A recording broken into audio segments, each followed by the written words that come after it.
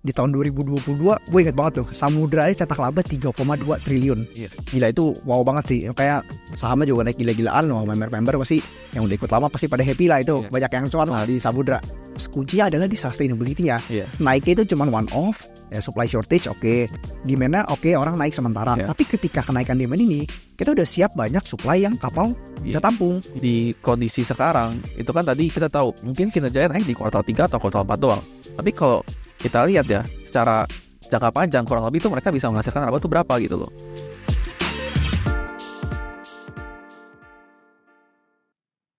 Halo teman-teman semua, welcome to Think. Di video kali ini kita akan bahas something yang special nih. Di Javu nih, di tahun 2020-2021 kita akan bahas Industri perkapalan. Ya. Oke, yakin teman-teman pasti tahu di luar sana lagi rame banget yang bahas sektor kapal. Nah, kalau member-member di Think itu udah pasti sangat familiar ya. Di tahun 2020, 2021 sampai tahun 2022 itu udah banyak yang untung 5-6 kali lipat ya dari saham-saham perkapalan di Indonesia. Specifically di Samudra mungkin kalau teman-teman pada tahu. Nah, dengar-dengar sekarang rate-nya lagi naik lagi nih, banyak. Di pertengahan tahun 2024 lagi naik banyak banget. Nah, tapi sebelum kita bahas ke situ, coba kita diskusi dulu deh. Apa sih menurut kita perbedaan di tahun 2020 dan sekarang, dan gimana efeknya terhadap perusahaan-perusahaan kapal di Indonesia? Wah, mungkin buat nggambarin ke teman-teman semua ya. Kalau di tahun 2020 dan 2021 kan kita tahu di mana itu ada COVID. Terus waktu itu juga kondisi industri perkapalan di mana ya ada COVID, ada pembatasan. Nah, mereka kurangin supply yang ada di pasar. Mereka kurangin supply kapal kontainer, bahkan supply kontainernya sendiri itu juga ikut nurun juga, ikut berkurang juga. Tapi di sisi lain demand-nya justru meningkat, dimana ketika COVID kan orang belanja online semakin banyak ya. Mungkin kalau dari pengalaman lu sendiri gimana kalau pas belanja online? Nggak bisa dipungkiri memang gue pribadi sih belanjanya makin banyak ya. Malah semakin terbuka, terekspos lah dengan dunia online, beli barang, which ujung-ujungnya nggak bisa dipungkiri. Kita kan banyak ketergantungan sama barang-barang dari China. Jadi makanya udah pasti impor barang semakin banyak, ya perdagangan bebas semakin flow-nya lebih lancar lah. Jadi to sum up sebenarnya namanya komoditas ya seperti perkapalan, at the end kan about demand and supply. Yang kita dulu bilang, demand-nya itu naik, naik secara real ya. Semua orang di seluruh dunia memang makin banyak belanja online segala macam, dan di satu sisi supply-nya ada congestion ya. Karena memang lagi COVID, bahkan China juga kontainer itu banyak di stop. Bahkan gue baca-baca itu kendalanya ada 2 not. Jadi dari kontainernya sendiri atau peti kemasnya itu kekurangan, shortage. Dan kapalnya juga shortage. Jadi both of them itu under supply, sedangkan demand naik terus secara bertahap dan sustainable. Ya, itu udah shifting. Ibaratnya kayak udah ada perubahan inilah ya, perubahan behavior konsumsi masyarakat lah. Yang banyakkan yang offline, sekarang banyakkan online gitu kan. 2020 pandemi, 2021 orang makin banyak beli barang, dan untuk nambah kapal juga nggak secepat itu. Ya kan? Dia butuh waktu sekitar 2-3 tahun. Jadi pas 2021 rate-nya naik, ya pasti perusahaan gila, mereka mau mereka lagi cuan gede, pasti mereka banyak nambah kapal juga. Ya, meningkatin volumenya. Jadi pas mereka nambah kapal itu di 2021 baru bisa datang paling cepat kurang lebih di 2023. Nah, itu makanya menjelaskan buat teman-teman yang penasaran kenapa di tahun 2023 itu rate-nya lebih cooling down. Karena kapal yang mereka pesan di tahun 2021 itu tahun 2023 banyak udah datang. Nah, itu juga yang menyebabkan kenapa kapal udah cooling down lah di tahun tersebut. Nah, yang menarik ya Not, di 2024 ini nih. Di 2024 ini itu rate itu dari 500 ya. 500, 600, 700 lah ya. Dari sekitar 600-an naik sampai 1.500 ya, kurang lebih 1.400 dalam waktu beberapa bulan doang. Nah, buat teman-teman dapat konteksnya, pas pandemi yang tadi kita bahas, rate kapal itu naik dari sekitar 600-700 sampai 2.300. Itu dalam waktu 2 tahun. Ya kurang lebih, tentu naik turun ya, tapi cenderung naik. Itu laba Samudra itu bisa dari 200 miliar sampai 1 kuartal sendiri aja 800 miliar. Jadi di annualize 800 miliar kita kali 4 di tahun 2022, gue ingat banget tuh Samudra cetak laba 3,2 triliun. Gila, itu wow banget sih. Kayak sahamnya juga naik gila-gilaan. Member-member pasti yang udah ikut lama pasti pada happy lah itu. Banyak yang cuan lah di Samudra. Nah, di 2023 pas rate udah cooling down ya, dari rate 2.300 kembali ke 1.000-an ya. Ya mungkin kurang lebih segitu. Ini teman-teman bisa lihat gambarnya di sini. Kita bisa tag video editor ya. Ya, rate cooling down, labanya juga tentu menurun. Iya, dari 1,1 TN lah. Ya, dari peaknya laba 3,2 triliun kembali ke level 1 triliun. Nah, itu rate cooling down di tahun 2023. Nah, di 2024 ini rate-nya dari yang turun ya, udah turun, stabil lagi kembali di level 500, 600. Itu dalam waktu cuman 3-4 bulan aja ya, beberapa bulan itu naik gila-gilaan sampai 1.400-an. Jadi teman-teman bayangin, pas pandemi ya tahunan butuh 2 tahun kurang lebih untuk rate naik segila itu. Ini dalam waktu beberapa bulan aja rate udah naik gila-gilaan, naik 2-3 kali lipat. Nah, kira-kira kenapa sih? Kenapa bisa rate naik gila-gilaan banget di tahun 2024 ini?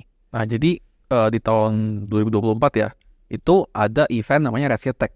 Jadi Red Sea Attack ini tuh ibaratnya ada kelompok Houthi, mereka ini pendukungnya Palestina ya, mereka nyerang kapal-kapal yang ada di terusan Suez, dan kapal-kapal itu juga berhubungan dengan Israel. Nah, jadi jangan terlalu perang loh. Ngeri. Terus ya, jadi ya intinya karena banyak yang kapal itu diserang, jadi ini ibaratnya macet lah di sana ya, di terusan Suez itu macet gitu. Jadi mau nggak mau kapal yang tadinya mau lewat terusan Suez, mereka harus muter ke bawah ya kok ya.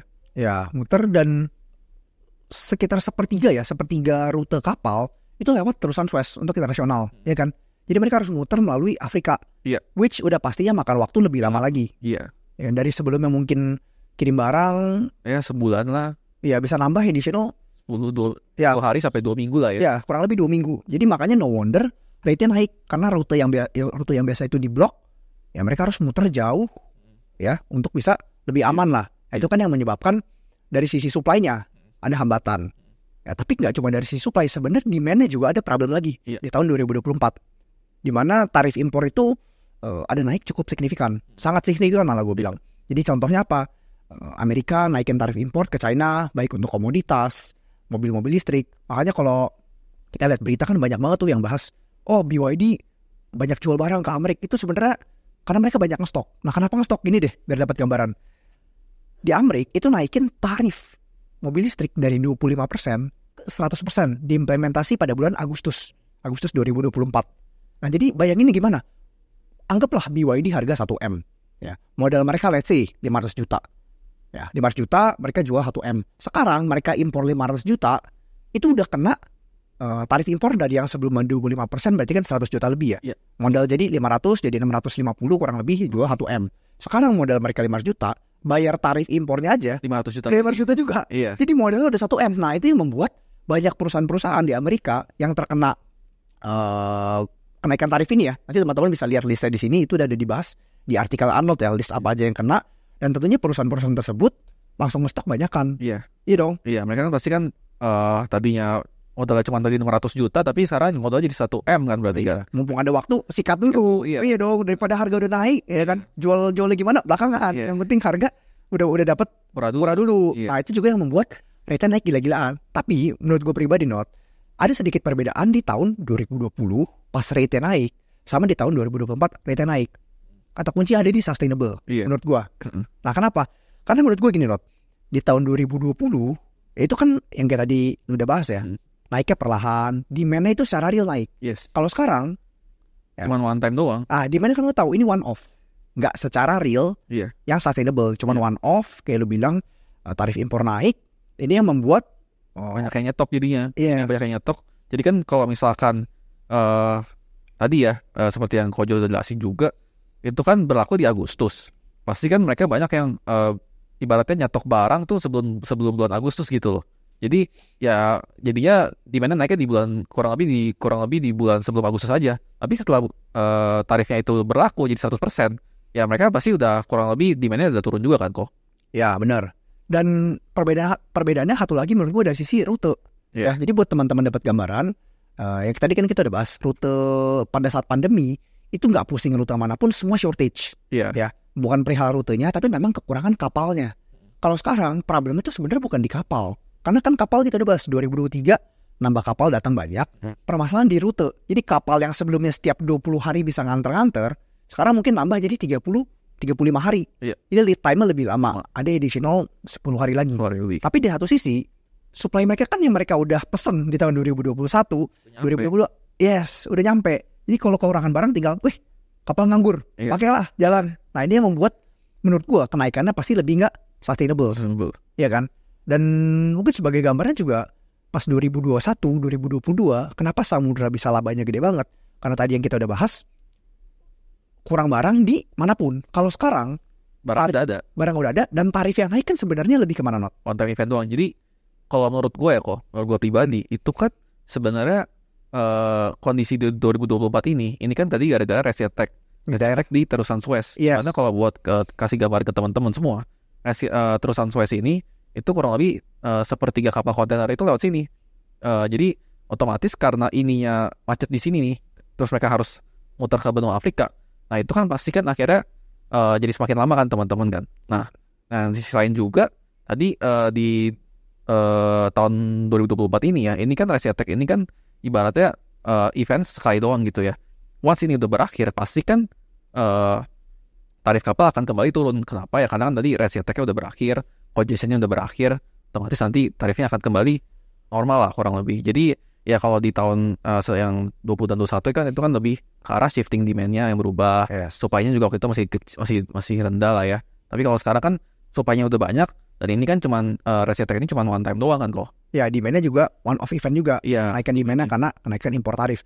Dan yang menurut gue yang perlu di highlight dari kita adalah pas kita diskusi itu, sekarang gini, Not, Samudra dia kirim kemana aja sih coba? Nah kalau dari gue baca ya kok ya, Samudra itu biasanya tuh dari pelabuhan yang dari Singapura, mereka tuh kirim misalkan ke Indo, ibaratnya terus ke Malaysia, dan intinya kebanyakan ke Asia Tenggara lah ya. Kalau misalkan ya kalau ada Temas juga ya kok ya. Kalau Temas itu banyak kan dari pelabuhan di Tanjung Perak, mereka oper ke pelabuhan-pelabuhan Indo lainnya yang lebih kecil gitu. Ya, banyak kan domestik. Di kenaikan rate internasional ini tentunya menurut gue pribadi, dan memang kalau kita lihat ya, lebih nggak ngaruh ke Temas. Ya, lebih ngaruh ke Samudra karena memang posisi pengiriman internasional dia itu lebih banyak dalam porsinya Samudra. Itu udah lo bahas di artikel lu kan ya. Ya, jadi memang secara nggak langsung pasti lebih kena towards Samudra aja. Tetapi apakah kena semuanya? Sebenarnya enggak juga menurut gue. Karena menurut gue pribadi enggak sih, ini memang data sih ya. Rate yang paling kena adalah yang melewati terusan Suez itu. Sedangkan Samudra lewatin terusan Suez enggak?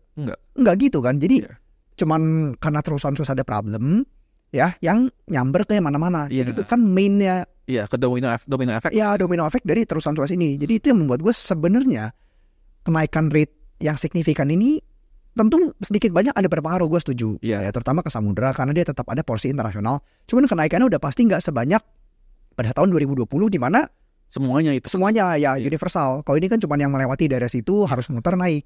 Kalau kita kirim dari Singapura ke Indonesia, ya nggak gitu ngaruh. Cuman memang kendala pasti ada dari sisi kapal. Orang kapalnya jadi lebih lama segala macam. Cuman kenaikannya nggak sesignifikan itu. Iya.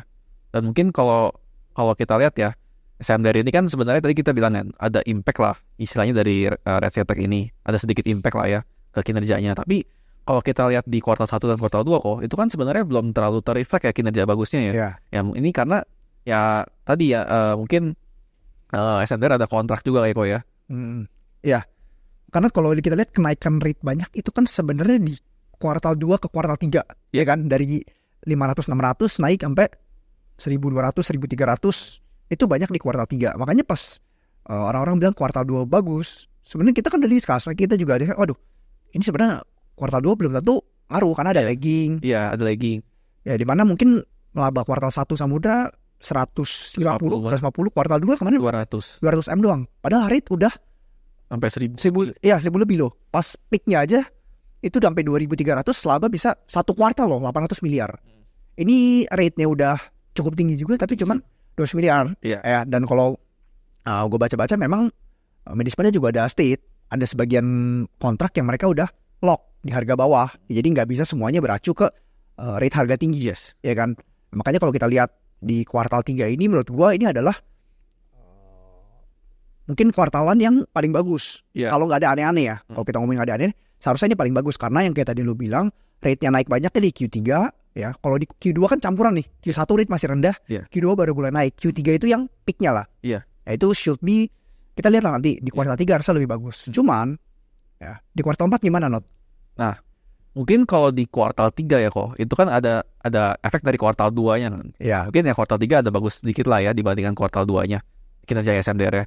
Tapi kalau di kuartal 4 ya mungkin bisa jadi udah agak cenderung menurun juga sesuai dengan ya tadi indeksnya turun juga kan. Iya. Kalau baru tadi pagi gue lihat indeksnya udah turun banyak banget loh. Iya. Ini sekarang udah level berapa ya? Pokoknya udah below 1.000 lah, udah mendekati normalnya lagi. Udah turun banyak banget dari peaknya. Jadi mungkin ya kuartal 4-nya mungkin agak bagus lah ya. Tapi kalau di kuartal 1 tahun depan mungkin ya bisa jadi udah kembali normal, ya kan? Iya. Karena memang menurut gue yang tadi kita udah bahas, kuncinya adalah di sustainability-nya. Iya. Naiknya itu cuma one off, ya supply shortage oke. Demand-nya oke, orang naik sementara. Iya. Tapi ketika kenaikan demand ini, kita udah siap banyak supply yang kapal bisa tampung. Kapalnya bisa tampung, ya udah kurang kapal terjun. Udah nggak perlu bangun kapal baru lagi kayak di tahun 2021. Mau naikin supply butuh waktu 2 tahun.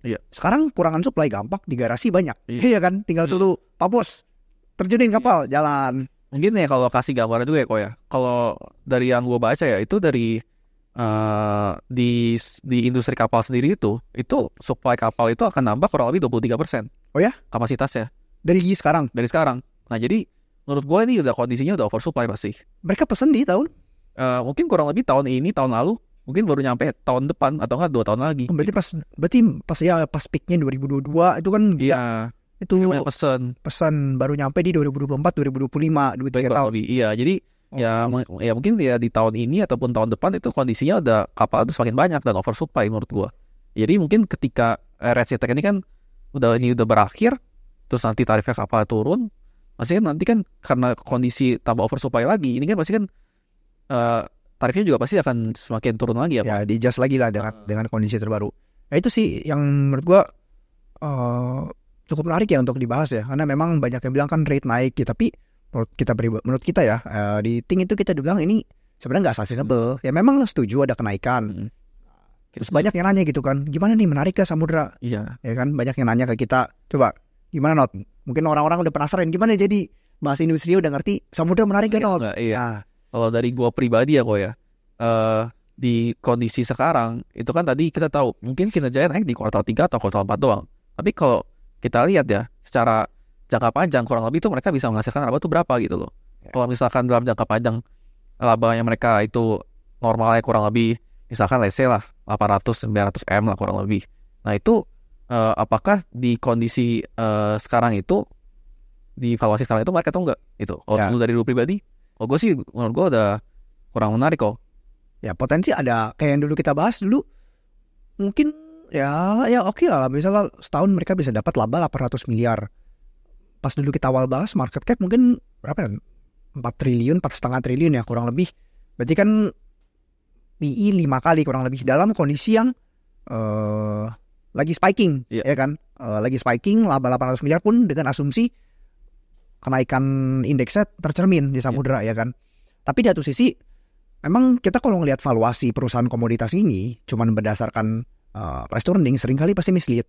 Ya contoh misalnya gini deh, sekarang samudra di 5 triliun, ya valuasi dia market cap dia 5 triliun misalnya sekarang.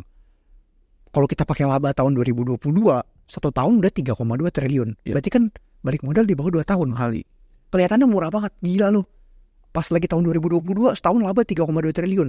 HK banyak orang gitu kan. Tapi kan kenyataannya komoditas nggak bisa gitu. Ya kita harus lihat laba pada saat jangan terlalu pakai acuannya tinggi, tapi juga jangan pakai pas lagi rugi-ruginya. Kita harus cari true earnings-nya. Ini sering kita bahas di Ting ya. Kalau misalnya teman-teman udah lihat kita pasti tahu kita mau mencari true earnings-nya dengan basis yang cukup akurat gitu kan. Jangan pakai laba lagi tinggi-tinggi, jangan pas lagi rendah-rendahnya. Kondisi normalnya, yes. Dan gue sih suka gini ya. Kalau mau kalibrasi perusahaan komoditas, kita jangan pakai PE doang, tapi juga kalibrasi pakai PB yang kayak lu sering bilang di blog lu. Iya. Jadi ya menurut gua kalau kita pakai valuasi PE ya itu kan ya ketika kinerja bagus pasti kan katanya PE kecil kan. Tapi kalau misalnya kita pakai fair PB-nya berapa, itu kan lebih menggambarkan kenapa ya, karena kita lihat aja, tinggal kita lihat kira-kira mereka bisa cetak ROE berapa, terus kira-kira BP wajarnya berapa. Ya kalau menurut kita sekarang ROE-nya berapa kira-kira? Ya, maybe kapal samudra around 10%, 11% ya. Long term return. BP mungkin ya udah pasti di bawah 10 kan komoditas. Ya mungkin 7, 8 plus minus 8 lah ya. Ya berarti fair PB kurang lebih 0,7 0,8. Belum mempertimbangkan today's cash ya. Ya, itu 0,8 dari future earnings. Jadi sekarang fair PB mungkin di 0,6 0,7. Gue lupa jujur sih berapa. Ya PB mungkin kurang lebih segitu lah ya. Segitu. Ya memang dibilang murah banget enggak juga. Ya kalau kita mau pakai basis acuan earnings 2022 kelihatannya murah, tapi kan kenyataannya itu nggak sustainable. Ini sama juga mirip batu bara sebenarnya. Jadi pas batu bara naik tuh dari $200, $300, $400, bijak nggak kalau misalnya kita beli batu bara, perusahaan batu bara ya, menggunakan basis indeks di $300 dan tiba-tiba berharap naik ke $400? I think kurang bijak. Bisa terjadi nggak? Jujur bisa aja. Karena komoditas kan misteri, nggak ada yang bisa tahu. Cuma di satu sisi, coba kita inverse, kita lihat aja kalau dalam kasus batu bara, kita lihat ya, biasanya indeksnya bertahan sustainable di berapa, HPP-nya berapa, ya kan? HPP-nya mungkin kurang lebih $70 misalnya, ya udah, berarti kan harga yang cukup sustainable adalah sedikit di atas $70. Mungkin ya plus minus 20%, 20-30% gross margin di atas $60-70. Sama juga di kapal. Nah, teman-teman bisa cek kira-kira tarif kapal berapa ya yang sustainable in the long term. Nah, nanti untuk numbersnya gimana, teman-teman kalau mau detail bisa langsung baca di blog Arnold ya, atau join link di onboarding kita. Nah, itu di mana kita akan bisa diskusi bareng lebih detail soal perkapalan ataupun soal sektor lainnya. Di conclusion gimana menurut Samudra? Ya kalau menurut gue tadi ya, kalau kita lihat kita tahu ya tadi fair PB misalkan 0,8 lah ya. Ya kalau misalkan di harga sekarang fair PB-nya kurang lebih 0,5-0,6, ya menurut gue udah kurang menarik kok. Ini kan juga kita lihat ya mungkin kinerja di kuartal 3 atau kuartal 4 akan bagus. Tapi kan ya tadi yang lu baik lagi yang lu bilang itu kan gak sustain gitu loh. Ya jadi menurut gua di harga sekarang udah kurang menarik gitu ya. Kurang bijak lah untuk ngejar. Dan dalam kasus komoditas memang sometimes it's best ketika kita beli di kondisi yang lagi buruk aja. Kondisi lagi terburuk, kita memang nggak tahu kapan dia kondisinya membaik. Tapi kita yakin barang ini dibutuhkan dan once itu ya akan baik lagi gitu. One day pasti akan kembali naik. Yang namanya komoditas all about demand and supply kan. Ya ketika supply-nya berlebih, ya perusahaan tarifnya jadi mengecil, labanya biasa kecil, dan sebaliknya ketika supply-nya kurang, mereka dan labanya bisa besar. Jadi emang benar, kadang-kadang kita harus buy in bad times ya. Jangan lagi good times beli berharap lebih best times lagi. Wah itu gak bijak lah ya. Gak bijak lah, kita gak pernah tahu namanya komoditas. Gimana kalau tiba-tiba kita beli terus tiba-tiba itu langsung turun, iya kan? Beda cerita kalau memang kita beli mosnya udah besar nih, kayak 2020 gitu kan, tapi turun lagi gitu. Ya mosnya besar, turun lagi, ya udah.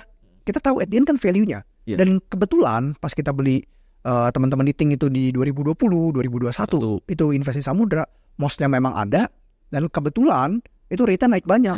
Ya, jadi at the end kita mau hold sampai value-nya pun pede. Karena kita tahu ini udah barang murah, under value. Terus juga kondisinya juga emang lagi mendukung. Cuman kalau at the end kondisinya mendukung, tapi perusahaan udah mahal ya. Buat apa? Ini kan investasi kita mau membeli sebuah perusahaan atau sebuah barang yang di bawah nilainya. Ya, buat apa kita beli perusahaan yang tahun depan labanya bagus, tapi kalau udah mahal sama aja. Kayak ngejar kereta lah. Kayak ngejar kereta. Ini kan investment, kita mau beli itu. Mau beli kita harus tahu value-nya berapa, kita beli price-nya berapa. Ya kombinasi antara good pieces dan good price juga. Iya, mendingan kita invest di perusahaan yang mungkin biasa-biasa aja tapi murah dibandingkan perusahaan yang bagus tapi harganya kemahalan, ya kan? Iya. Ya, kurang lebih seperti itu lah ya. Ya. Semoga teman-teman bisa dapat banyak insight ya dari diskusi kita hari ini soal industri perkapalan. Kalau teman-teman mau discuss bareng kita, langsung aja join free onboarding group ya. Itu linknya ada di deskripsi. Teman-teman bisa nanya langsung dan gratis.